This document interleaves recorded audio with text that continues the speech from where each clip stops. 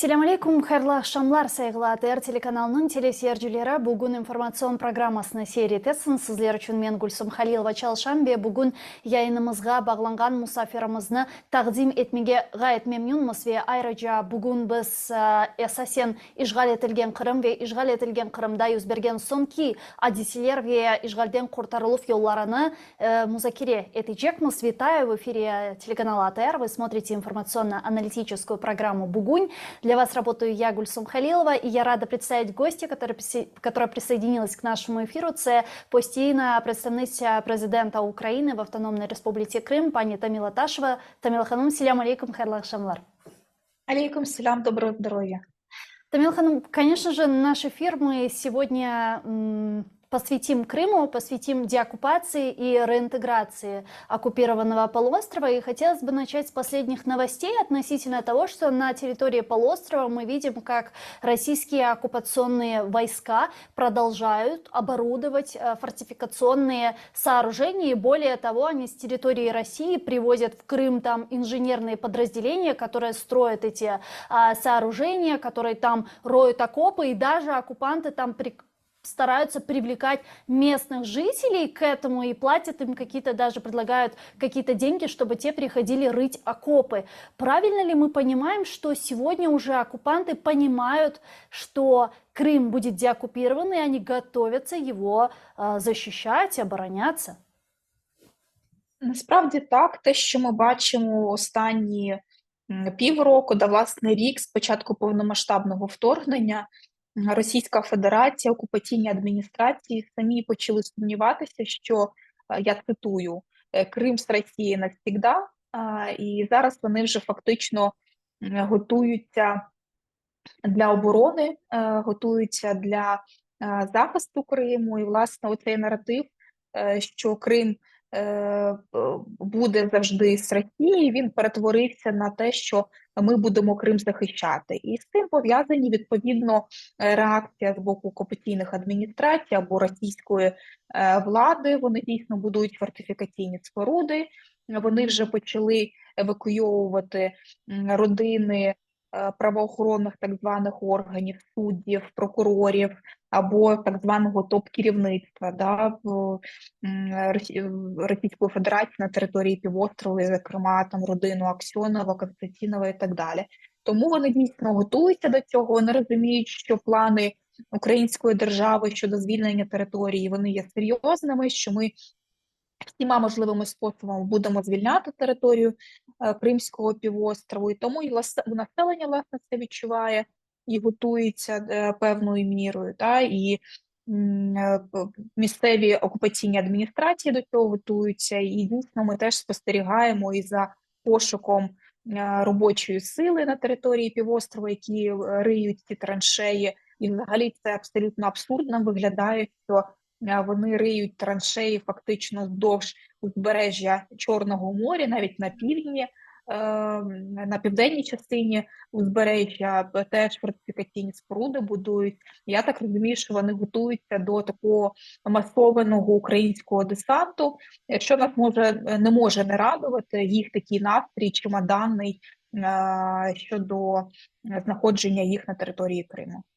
Мы видим, как в последнее время участились удары по полуострову. Вот только вчера, несколько дней назад, мы видели сообщение о том, что были взрывы в Гвардейском. До этого в Джанкое во время транспортировки российских НК «Калибров» мы видели и слышали эти все взрывы. Но при этом какой-то четкой реакции, какого-то заявления и так далее, даже от российских пропагандистов, которые никогда не лезли за словом в карман, молчат. С чем ви це зв'язуєте? Ну, власне, вони не мовчать, Гульсум, вони говорять, що в них всесильне ППО, ПВО, і воно працює. Да, ну в этом контексте, да, но вот какой-то... Ага. І, власне, ми навіть жартували, і читаючи різні пабліки, в тому числі російські, коли громадяни Російської, власне, Федерації, які проживають на території Росії, вже сміються, що, виявляється, протиповітряна оборона працює лише в Криму, да, і дуже ефективно, більше ніде на території Російської Федерації. Відповідно, ну, насправді, що варто зауважити, що вони будуть продовжувати виправдовувати свої дії. Звісно, що вони мають якось пояснювати населенню, що от 8 років вони водили за носа населення, що вони говорили, що вони назавжди тут, купуйте нерухомість, приїжджайте. Та не секрет, що там більше 500 000 громадян Російської Федерації через різні стимулюючі програми приїхали на територію Криму, незаконно там проживають. Вони купували якісь земельні ділянки, або їм їх виділяли, або давали якісь квартири для проживання, або вони купували і так далі. А зараз вони поспіхом, ці всі люди мають виїжджати. Це перше. Друге, що варто зауважити, що окупаційні адміністрації протягом останнього року не сильно активно там, наприклад, будували або відкривали укриття, да, для цивільного населення. Вони цим не займалися. І почали вони це робити, інспекції навіть під камерами робити, лише після того, як почався тиск населення місцевого про те, що відбуваються такі дії, будь ласка, зробіть щось з цим. Тому я думаю, що такі дії з боку українських військових, коли легітимною ціллю буде, власне, військові об'єкти, тому що Новофедерівка, да, власне, серпень місяць, це був військовий об'єкт, це був аеродром. Після того вони змушені були перевести, власне, свої літаки, іншу техніку, да, на територію Російської навіть Федерації, для того, щоб по них не попадало. Відповідно, Джанкой, згадуваний вами, да, це залізнична дорога, по якій, власне, вузлова станція, по якій перевозили в даному випадку калібр, але не лише протягом цього періоду повномасштабної війни. Тому, звісно, що українські військові мають це як законну ціль, бо все те, що їде потім через Джанкой на територію материкової частини України, це вбиває потім українських громадян. Да? Гвардійське те саме, якби це військовий об'єкт. Тому Україна, власне, і заявляє, що ми не будемо обстрілювати цивільні об'єкти. Це не є конвенційним методом, да, ведення війни. Але ми будемо мати законну мету, власне, вибачте, на такому слові, викурювати з території Криму, власне, військових. Для того, щоб вони розуміли, що їм там не раді, що ми будемо це робити, і, власне, військові експерти, і міжнародні в тому числі, неодноразово говорили, що, власне, Крим є ключом для української перемоги. Бен Ходжес про це, власне, говорив там деякий час тому, про те, що Україна, якби в неї була високоточна дальнобійна зброя, в першу чергу Україні потрібно було би бити по військових об'єктах Російської Федерації на території Криму, вибивати їх звідти, якби, да, для того, щоб в них не було можливості там суходолом перевозити і військових, і військову техніку на материкову частину України. Звісно, що поряд з цим потрібно відрізати суходолом можливість довж лінії Азовського моря і цей коридор, да, який поєднує зараз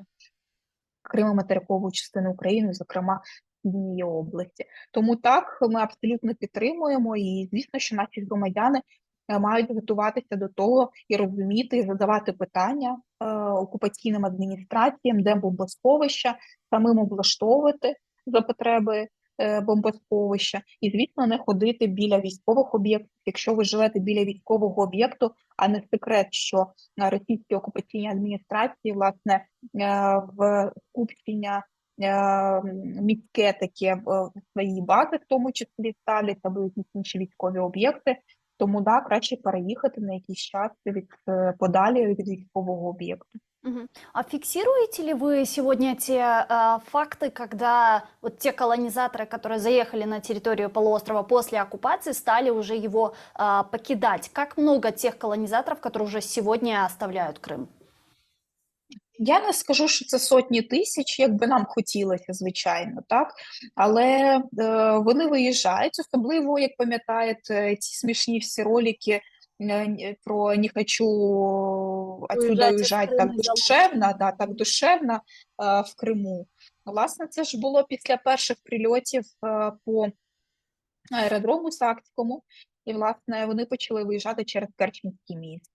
Друга хвиля почалася дуже активна після прильотів по Керченському мосту. Тому хвиля виїзду, вона така достатня з того, що ми бачимо через публічні джерела, закриті джерела, достатньо така рівна, але в певні періоди після чергових бавовн вони починають виїжджати. Тому так, це десятки тисяч, поки що не сотні, на жаль, але десятки тисяч, які виїжджають з території півострова, бо розуміють, що Крим втягнутий максимально у війну. Він завжди був втягнутий насправді, бо це велика військова база, звідки відбувався фактично наступ на територію материкової частини, да, по півдню, звідки відбуваються масовані обстріли материкової частини, зокрема з акваторії Чорного моря, з бухти Севастопольської. Ми теж фіксуємо і маємо багато інформації від місцевих мешканців, тому що нам насправді продовжують писати люди з Криму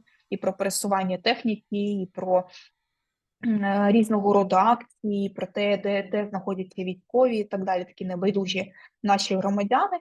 І звісно, що ми за цим спостерігаємо. Тому так, окупаційні адміністрації дуже бояться і бояться самі колонізатори, тому виїжджають з території Криму.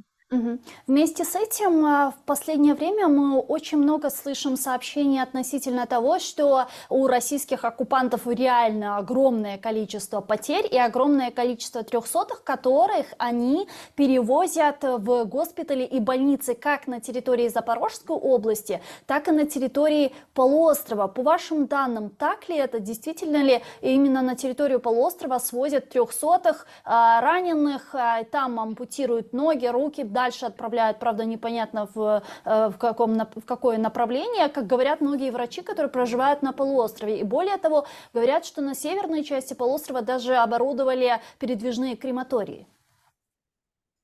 Про передвіжні крематорії вже відомо достатньо давно, особливо це було активно на першій фазі повномасштабного вторгнення, коли вони несли реально величезні якби жертви, і дійсно на території Джанкойського району, в місті Джанкої використовувалася цивільна інфраструктура для лікування поранених, там же ж хоронили і використовували Мгм. такі крематорії.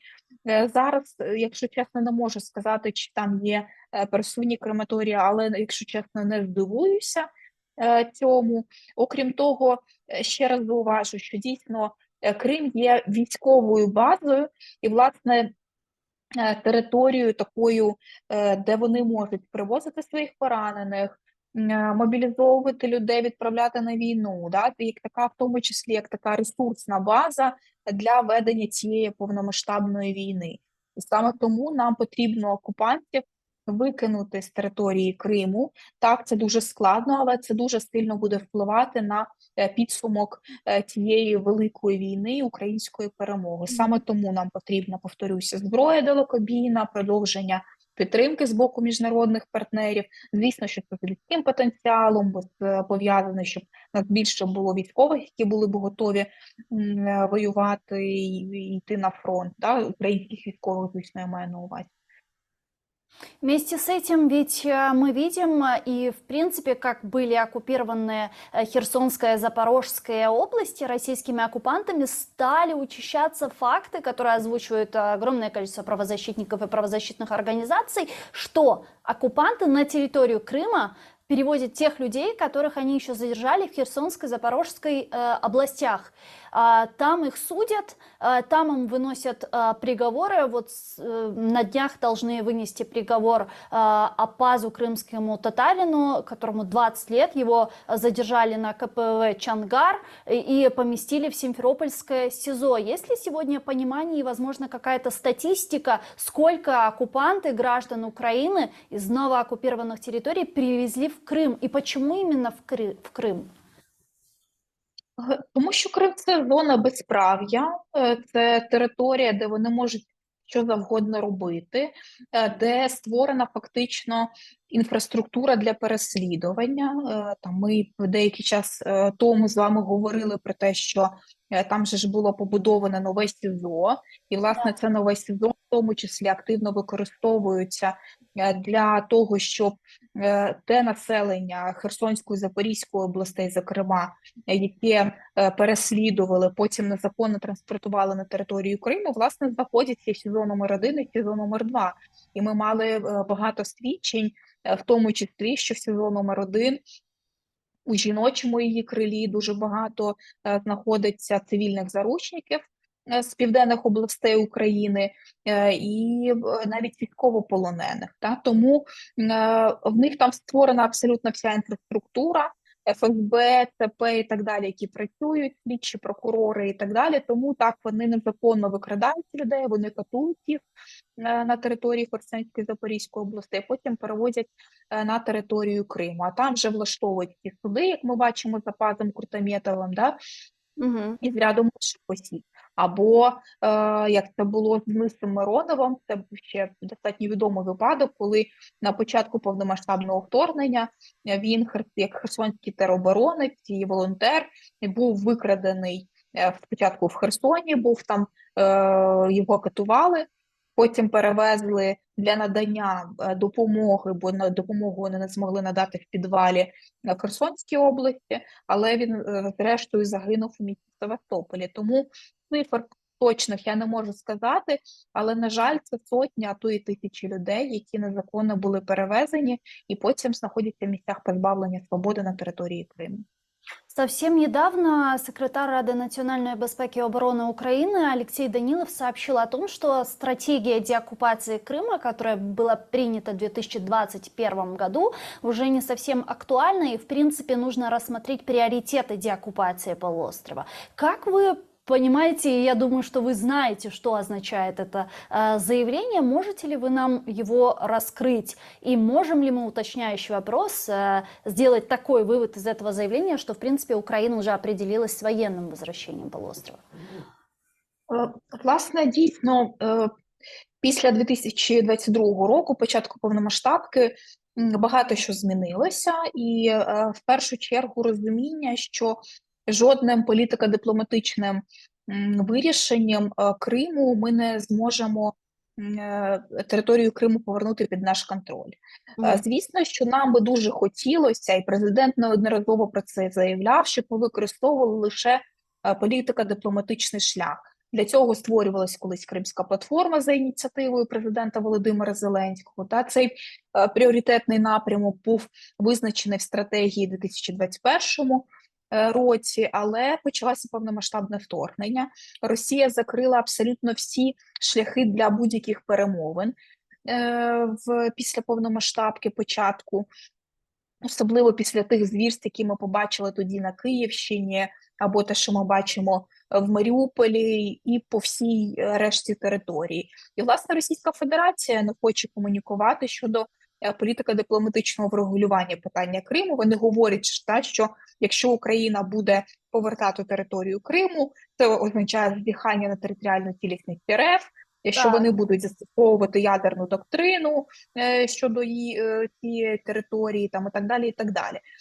Тому, якщо коротко сказати, що Олексій Мячеславович мав на увазі, це, власне, те, що ми будемо вносити певні зміни і певні коригування робити. Тому що стратегія, насправді, це такий більш рамковий документ. Я вважаю, що це хороший документ, який був зроблений, бо основна рамка, основні вісті, вони були задані, і вони будуть певною мірою кориговані, але я не скажу, що там документ докорінно зміниться. Але пріоритет те, що ми вказували в 2021 році, що пріоритетним шляхом деокупації є політико-дипломатичний, він буде відкоригований, скоріш за все, на можливість військового вирішення питання повернення контролю над Кримом. Окрім того, туди будуть внесені ряд змін, які стосуються в тому числі питань роботи з кадрами. Там було про це, але було достатньо мало. Ми хочемо там певні уточнення зробити щодо економіки. І, власне, у представництва є багато напрацювань. Ми їх зробили на доручення президента і стратегію економічного відновлення, і першочергові кроки з питань реінтеграції Криму, куди включаються і питання відновлення органів публічної влади, робота з кадрами, робота з тими громадянами Російської Федерації, які незаконно проживають на території Криму, і наша позиція щодо цього. Власне, деякі речі і ми і вас, пані Гульцум, посвячували, і презентували ці речі, і в широкій громадськості, там і Меджлісу кримськотатарського народу. Тому ми хочемо, щоб ці всі напрацювання в тому числі лягали у цей стратегічний документ. Я думаю, що найближчим часом буде збиратися група на базі Ради нацбезпеки, і десь ближче до літа, скоріш за все, буде прийнятий відкоригований вже документ. Тобто робота дуже активна йде з боку всіх державних органів. К реинтеграционным процессам мы обязательно еще вернемся. Вот завершая тему деоккупации полуострова и каким образом именно это будет происходить, вы выше упомянули экс-командующего войсками США в Европе Бена Ходжеса, который говорил о том, что ключ к восстановлению территориальной целостности Украины – это Крым и победа Украины, это деоккупация полуострова. И он тогда еще представил свой план деоккупации и примерно то, как это может произойти. Понятно, что украинская армия – это не варварская российская армия, и мы находимся в обороне, и если Украина будет наносить удары по Крыму, то это исключительно по военным Российской Федерации, по военным аэродромам, по логистическим путям и по законным целям, которые включают в себя Крымский мост. И в какой-то момент придавая возможность российским оккупантам покинуть полуостров, потом через какой-то момент будут удары и по Крымскому полуострову. И, возможно, те оккупанты, которые останутся в Крыму, они будут находиться в изоляции. Либо будут сопротивляться и ликвидированы, либо будут сдаваться просто в плен. Но вместе с российскими оккупантами в изоляции могут оказаться граждане Украины, коренной народ, крымские татары. Что бы вы сегодня крымско-татарскому и украинскому народу, проживающему на полуострове, посоветовали? Розумієте, ми живемо в умовах війни, і вся територія України, яка або окупована раніше, у 2014 році, або пізніше, всі розуміють, що ми живемо в умовах війни. І мені здається, жоден громадянин України або Російської Федерації, які живуть на території Криму, всі вони розуміють ці всі обставини.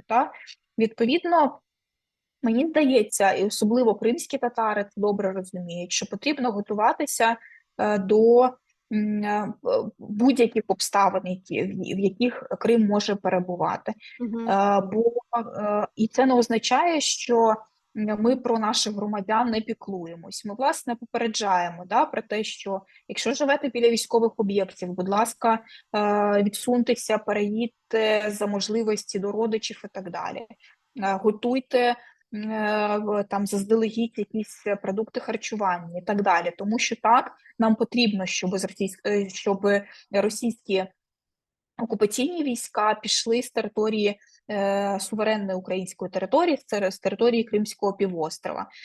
Я не знаю, як буде, я не є військовим фахівцем, я не знаю, які стратегії будуть, власне, прийняті нашим військово-політичним командуванням, нашими військовими. Можливо, це буде не так виглядати, як описує пан Ходжес, можливо, кардинально не так, можливо, не одразу будуть наноситись удари по Кримському мосту, можливо, вони навпаки будуть це відтягувати. Тобто ми не знаємо, яким чином це все буде відбуватися, але однозначно треба говорити, що люди мають готуватися до будь-яких сценаріїв.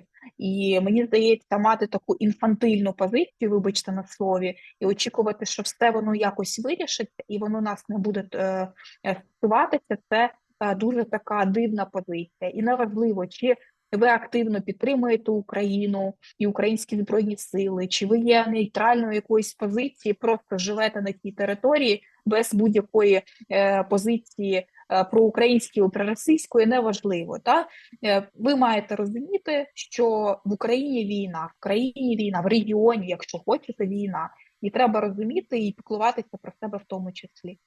Ну и плюс мы видим, как в Крыму активизируется партизанское движение, скрытое партизанское движение, когда в Грушевке и в других поселках полуострова вдруг появляются украинские флаги на телевышках. Мы видим, как возле различных граффити люди оставляют желтые ленточки, да, и даже началось же движение «Жовта стричка» в Крыму, к которой присоединяется все больше и больше людей, и в разных городах полуострова порядка там больше 300 уже ленточек таких оставили люди возле этих граффити. Это тоже ведь месседж российским оккупантам, что граждане полуострова, граждане Украины ждут Украину. Однозначно, абсолютно підтримую ці тези. І мало того, ми намагаємося слідкувати за тим, як цей рух постійно нарощується. Я маю на увазі не лише жовту стрічку, а взагалі рух такий спротиву на території півострова. Цей рух жовта стрічка, бойова чайка, це кримські партизани і просто поодинокі люди. Ми дивимось на судові так звані реєстри, окупаційні реєстри. Знаємо про 300 вже кейсів переслідування українських громадян за антивоєнну риторику або якусь дію.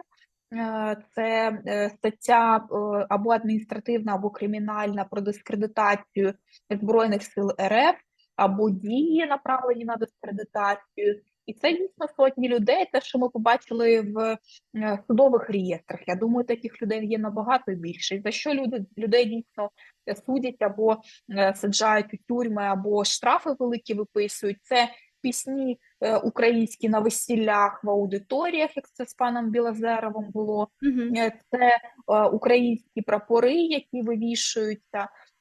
Це слава ЗСУ напис. І якщо от подивитися на динаміку, якщо перший час початку повномасштабного вторгнення ми бачили, що людей затримували, наприклад, за написи «Ні війні» або за якісь наліпки на машинах «Ні війні», то зараз людей притягають до відповідальності, власне, за дуже візуалізовану проукраїнську позицію. Українські стрічки, прапори, українську музику і так далі. Тобто протест в українському Криму став дійсно відчутно українським, візуально українським. Прапори, музика, лозунги «ЗСУ йде», «Слава Україні» і так далі. І ми цього дійсно не бачили протягом попередніх років окупації, бо всі попередні роки це було все ж таки пов'язано з питаннями прав людини. Людей переслідували, питання наших громадян притягали до відповідальності, саджали в тюрму, і весь рух спротиву, він був навколо правозахисної тематики. Зараз це саме про Україну, саме про Збройні сили, саме про підтримку українського народу, нашої боротьби. І, відповідно, це дуже, як на мене, дуже позитивно, надихаюче. Я думаю, що таких акцій буде набагато більше, чим ближче буде наші Збройні сили України. Ну, это говорит о том, что уже пора активно заниматься реинтеграцией полуострова, чем, собственно, занимаетесь вы. Вы совсем недавно в одном из своих интервью сказали о том, что готовитесь к обновлению украинских властей в Крыму. Расскажите, пожалуйста, что это означает? Власне, це питання відновлення органів публічної влади, фактично органів українських на території півострова. Зрозуміло, що в 2014 році всі державні органи або переїхали, або припинили свою діяльність. Ні Ради міністрів Криму, ні парламент кримський, вони ж не працюють на території півострову. Були відновлені прокуратура, СБУ, Нацполіція, або ДБР працює, ну і, власне, наш орган представництва президента. на території материкової частини України. І відповідно, коли ми будемо заходити в Крим, звісно, що там мають функціонувати українські органи. Спершу, по нашому баченню, і мені здається, воно вписується в загальне бачення того, що зараз відбувається, має спочатку створена бути військова адміністрація, як такий перехідний період, потім від військової адміністрації, військово-цивільна адміністрація через деякий час після настання таких умов, і потім перехід після виборів і так далі, через деякий час, коли вже буде спокійно, коли будуть органи поступово державної влади відновлені до цивільного звичайного життя після обрання органів місцевого самоврядування, там депутатів місцевих, і так далі, і так далі. Відповідно, звісно, що нам потрібно думати вже про те, як воно буде виглядати, механіка, яка має бути. Тобто я не говорю, що ми там конкретних людей набираємо, умовно кажучи, Гульсум Халілова, Таміла Ташева, не знаю, Арсен Жумаділов і так далі. Ні, це не про це. Це саме про формування підходів до функціонування кадрового резерву, яким чином воно має виглядати. Люди ж просто так одразу не поїдуть в Крим. Нам потрібно розуміти, які пріоритетні спеціальності можуть знадобитися на території Криму, яка кількість людей нам потрібна. От, наприклад,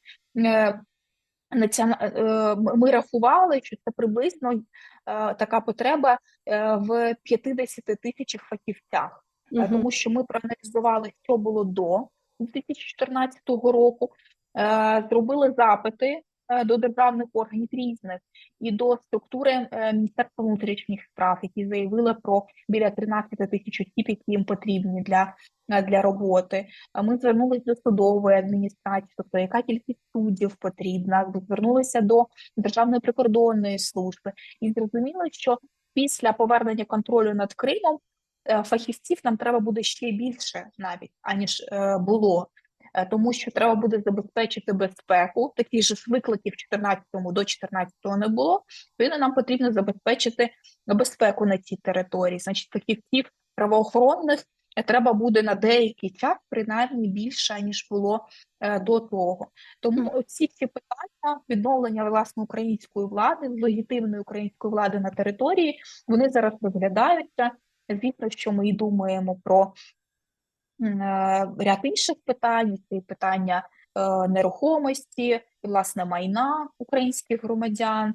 Я повторюся ще раз, це питання пов'язані з російськими громадянами, які незаконно проживають на території Криму і перебувають там біля 800 тисяч осіб.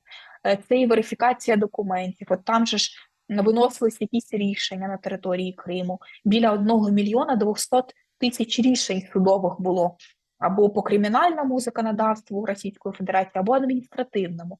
І що з цими всіма рішеннями робити? От ми заходимо в Крим, там сидять в'язні, які реально вбивали, я не говорю про політв'язнів, або щось крали, і так далі. Ми ж їх не можемо просто продовжувати по інерції тримати в ув'язненні,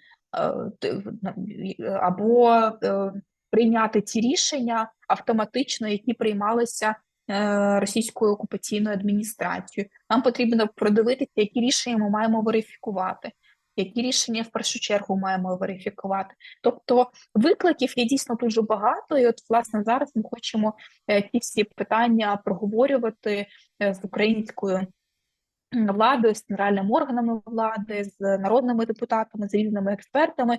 Ми напрацювали це бачення, і я думаю, що після того має це все лягати в уже конкретні законодавчі документы.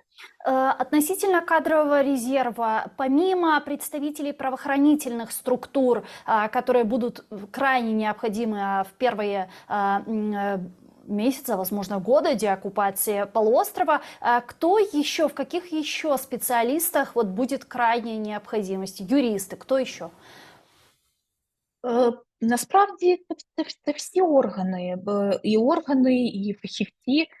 Варто ж зауважити, що з цим пов'язані питання і відповідальності за ті злочини, які деякі громадяни там чинили, українські громадяни, або які мають український паспорт і пішли працювати, звісно, в окупаційній адміністрації. В першу чергу я маю на увазі топ-чиновників окупаційних адміністрацій, які приймали управлінські рішення.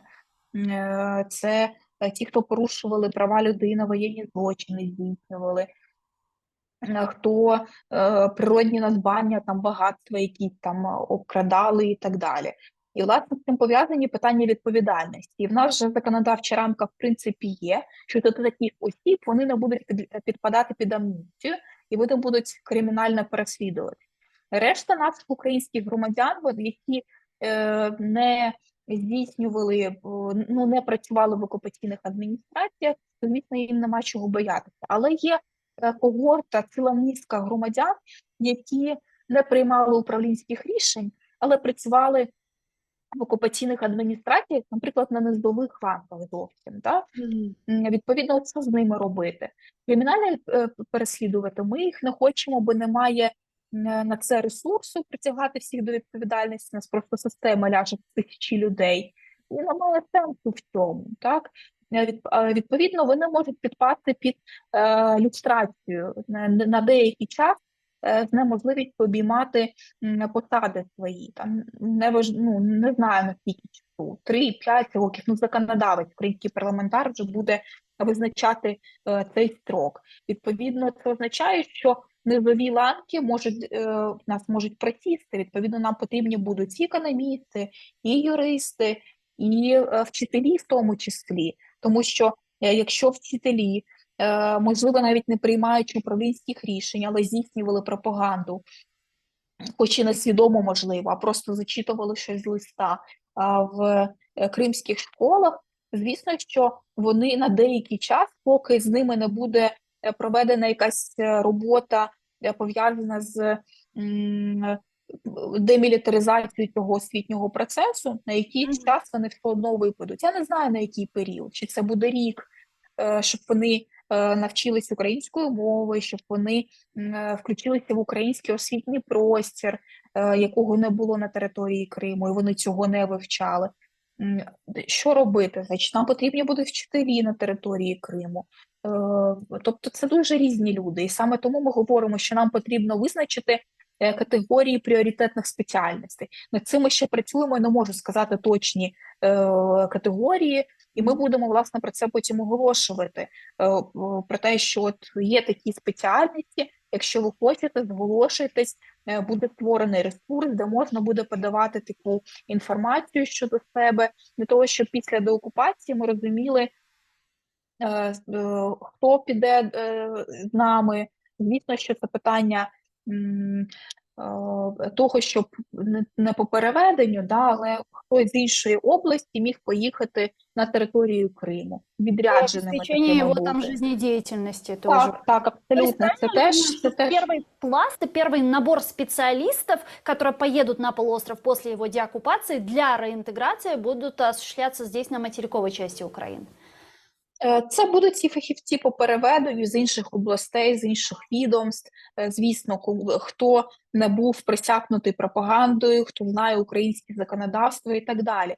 Звісно, що ми розглядаємо можливість залучення внутрішньо переміщених осіб, які виїхали з території Криму після 2014 року, якби і мають досвід, в тому числі державної служби, бо це все ж таки має бути певний рівень. Да? Ти просто не набереш всіх підряд, тільки тому, що ти маєш таке бажання працювати. Звісно, що відповідно з цим пов'язана робота з навчання. От ми зараз в представництві вже розробили такі онлайн-кури, дуже короткі, насправді, як підвищення кваліфікації, називається «Про Крим» на одному з майданчиків освітніх. Але що, окрім того, вже працюємо з університетом Шевченка, щоб створити академічну програму для державних службовців або фахівців, які не працювали на державній службі, які би могли би вже працювати з питаннями, пов'язаними з реінтеграцією. Тобто освітній компонент в підготовці кадрів для відбудови Криму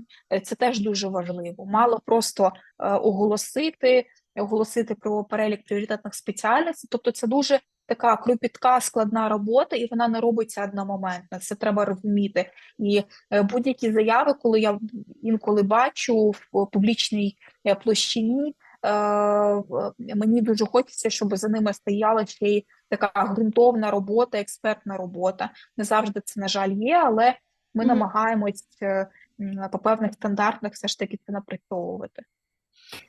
После освобождения оккупированных территорий от нацистских интервентов на этой территории какое-то количество времени, в принципе, выборы не проводились, потому что там сложная деоккупированная территория, там люди были подвержены российской, нацистской, российской, по Фрейду, видите, получилось, пропаганде, и поэтому проводить там выборы, в принципе, было невозможно. Как вы думаете, вот после того, как будет деоккупирован Крым, начнутся реинтеграционные процессы, будет создана военная администрация, как долго на территории полуострова выборы проводиться не будут?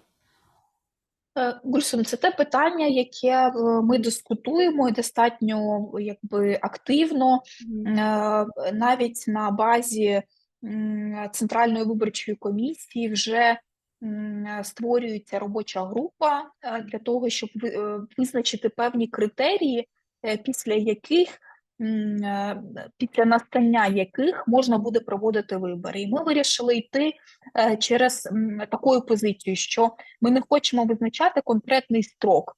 Умовно кажучи, от відбулась деокупація, хоча деокупація Криму ж вона теж не буде одномоментною.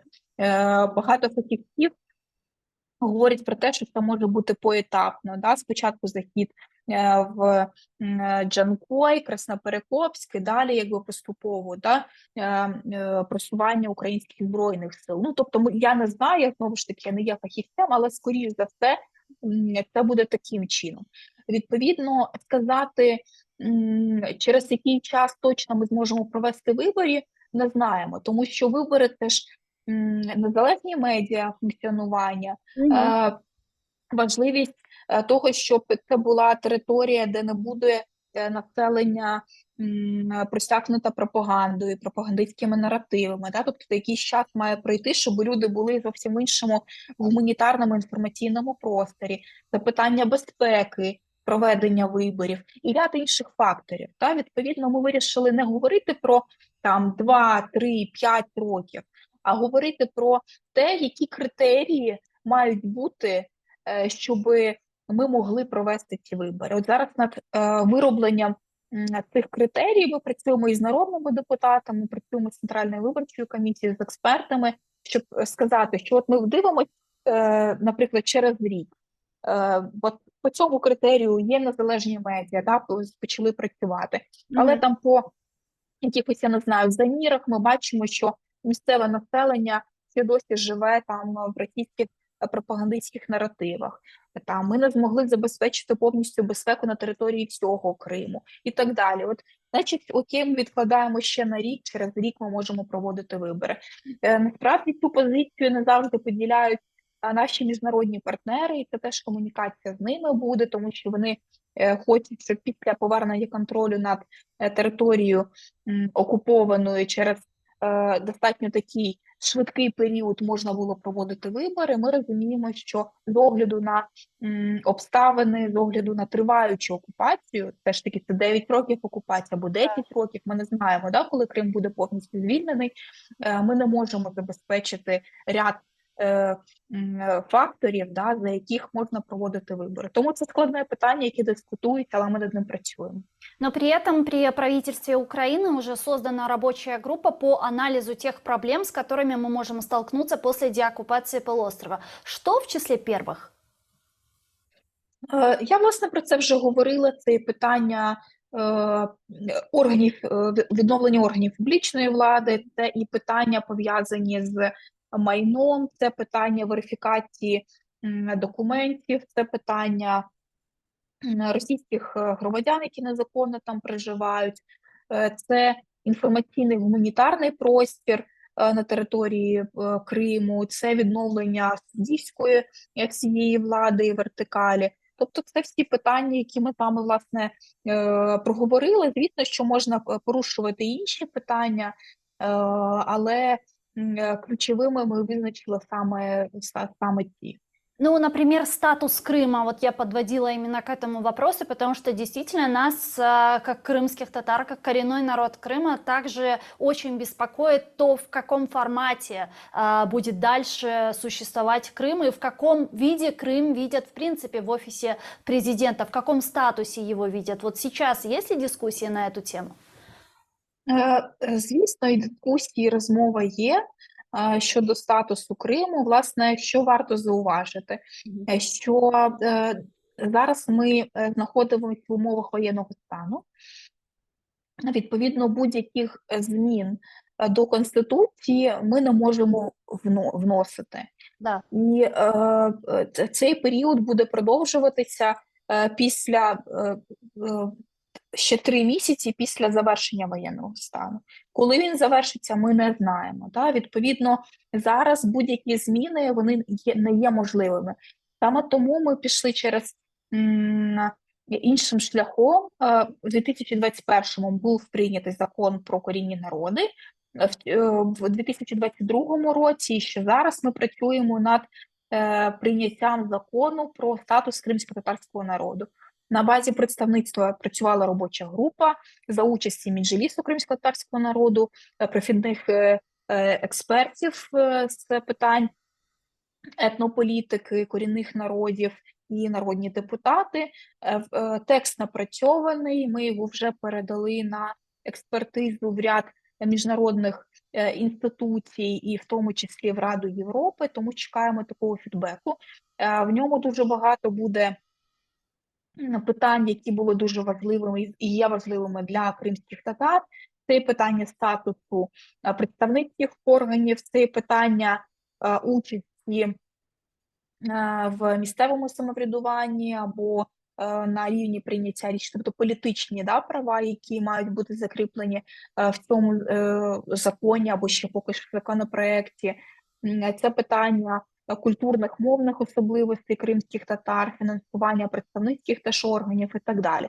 Тому поки що, в силу того, що це не є можливим, такої широкої дискусії на даний момент і змін відповідних, і напрацювання конкретних змін до Конституції України не ведеться. Хоча, звісно, що ми обговорюємо і в пропозиціях, коли ми говорили про органи публічної влади, ми говорили про різні модальності. Та один із варіантів – це залишити все у статусі КВО, коли лишається АРК і місто Севастополь, або інший варіант – це звичайна область і позбавлення Севастополя статусу, спецстатусу, і це, власне, кримська автономія за правом кримськотатарського народу на самовизначення. Всі варіанти ми розглядаємо, всі варіанти були презентовані в Офісі президента, але, повторюю ще раз, на даний момент жодних змін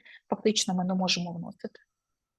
Çok sağ olun, Таміл Ханум. Дуже дякуємо вам, що знайшли час, доєдналися до нашого ефіру та відповіли на наші запитання. Тешекюрлер. Постійна представниця президента України в Автономній Республіці Крим Таміла Ханум-Ташова була з нами на прямому зв'язку. Сайгло достлар Таміла Ханумнен canlı yayınlalı bara peyen miraklı suallerine muzakere ettik. Atırılı olun sveyini в бітіки yayınlarımızda. Görüşkence.